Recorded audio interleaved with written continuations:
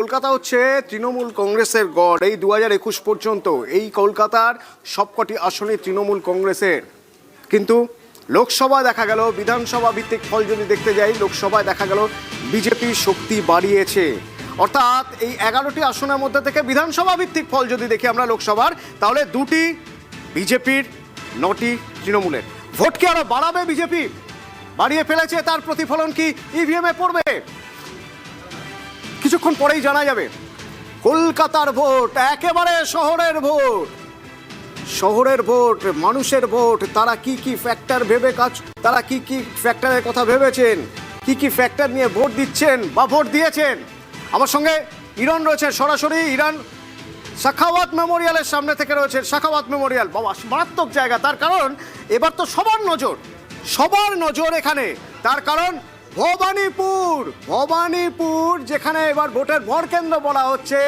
Mamata Bandyopadhyay, Suvendu Adhikari fight করছেন, সেই ভবানীপুরের vote গোনা হবে সাখাওয়াত মেমোরিয়ালের সামনে থেকে। তাহলে কি এখানে উত্তেজনার পারদ একেবারে ডাবল? ইরান,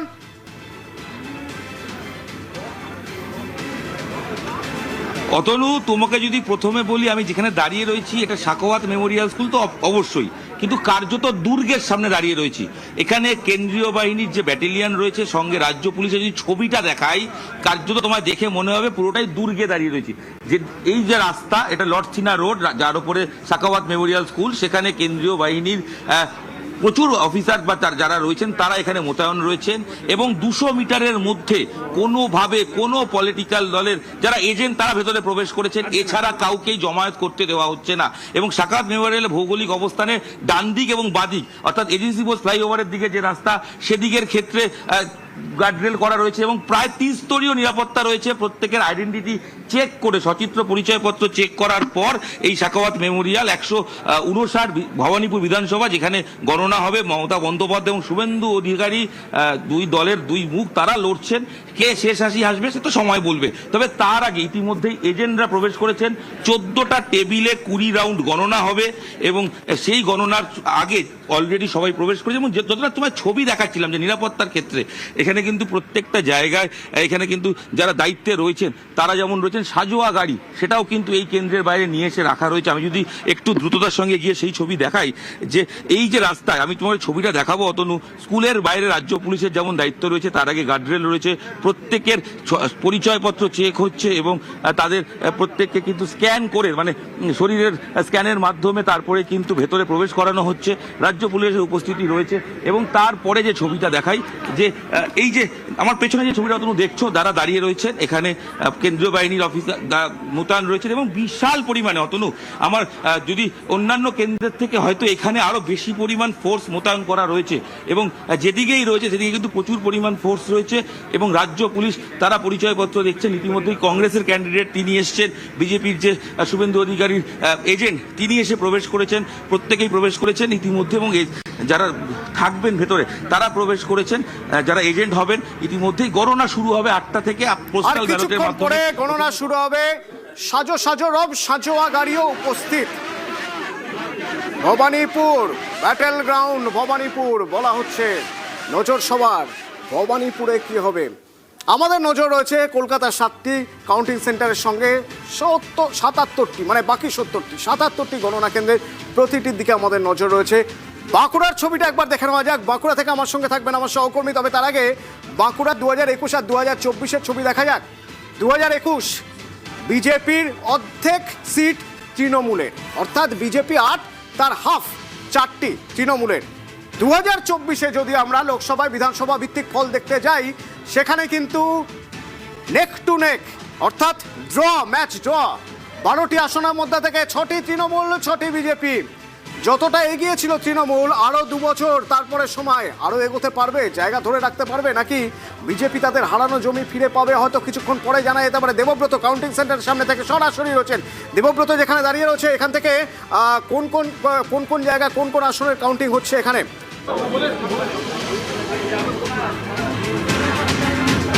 একদম এই মুহূর্তে রয়েছে আমি বিষ্ণুপুর কেজি ইঞ্জিনিয়ারিং ইনস্টিটিউটে। এখানে বিষ্ণুপুর বিধানসভা, কতুলপুর বিধানসভা, সোনামুখী বিধানসভা এবং ইন্দাস বিধানসভা, এই 4টি বিধানসভা কেন্দ্রের ফল ঘোষণা অর্থাৎ কাউন্টিং কিছুক্ষণের মধ্যেই শুরু হবে।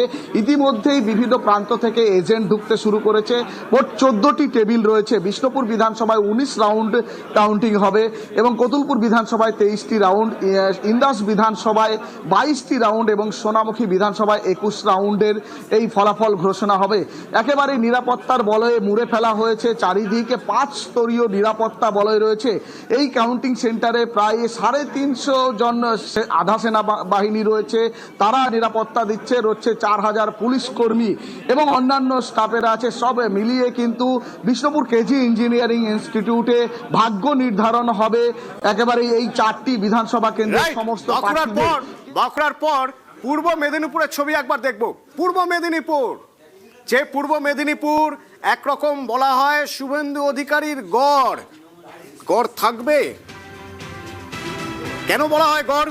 আমরা দেখি 2021 সদ্য তখন তৃণমূলের শুভেন্দু অধিকারী, তখন কিন্তু তৃণমূল বিজেপির থেকে এগিয়ে রয়েছে। 16টির মধ্যে থেকে 9টি আসন 2021, বিজেপি 7টি। শুভেন্দু অধিকারী বিজেপিতে 2024 লোকসভা ভোট, সেখানে বিধানসভা ভিত্তিক ফল 15টি, 16র মধ্যে থেকে 15টি বিজেপির দিকে, 1টি তৃণমূলের। এবার কি হবে? তৃণমূল সেখানে শক্তি বাড়াবে নাকি বিজেপি তার জমি ধরে রাখবে? মনে রাখতে হবে শুভেন্দু অধিকারীর গড় বলা হয় তৃণমূল, মাফ করবেন পূর্ব মেদিনীপুর। সেই শুভেন্দু অধিকারী এবার 2 জায়গা থেকে দাঁড়িয়েছেন, ভবানীপুরে অনেকটা সময় দিয়েছেন। কি হবে এবার কিছুক্ষণের মধ্যে জানা যাবে। সুজিত আছে সরাসরি আমার সঙ্গে। দীর্ঘদিন ধরে সুজিত এই রাজ্যে, এই জেলার রাজনীতি নিয়ে চর্চা করে এসেছেন, এই জেলার রাজনীতি নিয়ে প্রতি মুহূর্তের আপডেট আমাদের দিয়েছেন। সুজিত, আজ কি হবে কিছুক্ষণের মধ্যে জানা যাবে।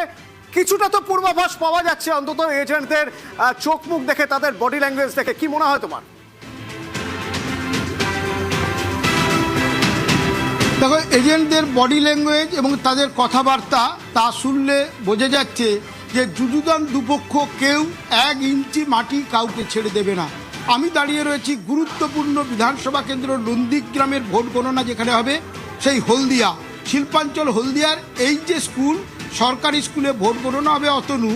একই সঙ্গে নন্দীগ্রাম, মহিষাদল এবং হলদিয়ার মতো গুরুত্বপূর্ণ 3টি কেন্দ্রে, যেখানে 21-এর ফলাফলে কিন্তু 2-1 হয়ে রয়েছে বিজেপির পক্ষে। নন্দীগ্রাম এবং হলদিয়া আসনে জয় পেয়েছিল 21 সালে বিজেপি, সেখানে শুভেন্দু অধিকারীও জয়ী হয়েছিল এই গণনা কেন্দ্রের গণনা থেকে। সেই গণনা কেন্দ্রে সকাল থেকে দেখছি, সকাল বললেও ভুল হবে, ভোর থেকে দেখছি টান একটা বলা যায় যে প্রস্তুতি, উত্তেজনা। সেই উত্তেজনার দেখা যাচ্ছে একে অপরকে স্লোগান যুদ্ধেও জড়িয়ে পড়তে। কেউ বলছে, এক পক্ষ যখন জয় শ্রীরাম বলছে, অন্য পক্ষ তখন জয় বাংলা বলছে, এবং এই শব্দগুলো অতি পরিচিত। সেই লাইনটা তুমি দেখো, আমার সহকর্মী কুণালকে বলবো, লাইন কিন্তু 1 ঘন্টা 6:18 থেকে ঢোকানো শুরু হয়েছে। তারপর আমার পেছনে উত্তর দিকে যতখানি লম্বা লাইন, ঠিক পেছনেও একই রকম অবস্থা। এই যে অবস্থাটা ধৈর্য ধরে এজেন্টরা ঢুকছেন কেন? ওই যে সবার মতো এদেরও কিন্তু একটাই, যে কেউ মাটি ছেড়ে দেবেন না 1 ইঞ্চি, মাটি ছাড়া যাবে না 1 ইঞ্চিও। সেই জন্য তারা রয়ে গেছেন এবং তারা গণনা শেষ হলে তবে এই কাউন্টিং সেন্টার ছাড়বেন। নন্দীগ্রাম, পূর্ব মেদিনীপুর, সৌরভ রয়েছে আমার সঙ্গে তৃণমূলের। কি হবে এবার মেদিনীপুর, পূর্ব মেদিনীপুর? হিসেব তো বলছে 2024-এর যদি আমরা মানে বিধানসভা ভিত্তিক ফল দেখি, তাহলে মাত্র 1টা তৃণমূলের। কি হবে এবার? দেখুন, আমরা আশা করছি যে নিশ্চিতভাবে আমরা পূর্ব মেদিনীপুর কেন গোটা বাংলা জুড়েই খুবই ভালো করব। তবে আপনার মাধ্যমে আমি একটাই বার্তা, আপনাদের মাধ্যমে আমি দর্শকদের এবং আমাদের কর্মীদের, প্রত্যেকটা পার্টির কর্মীদের আমি একটাই বার্তা দিতে চাই যে দেখুন, আমরা বলি যে election is a celebration of democracy.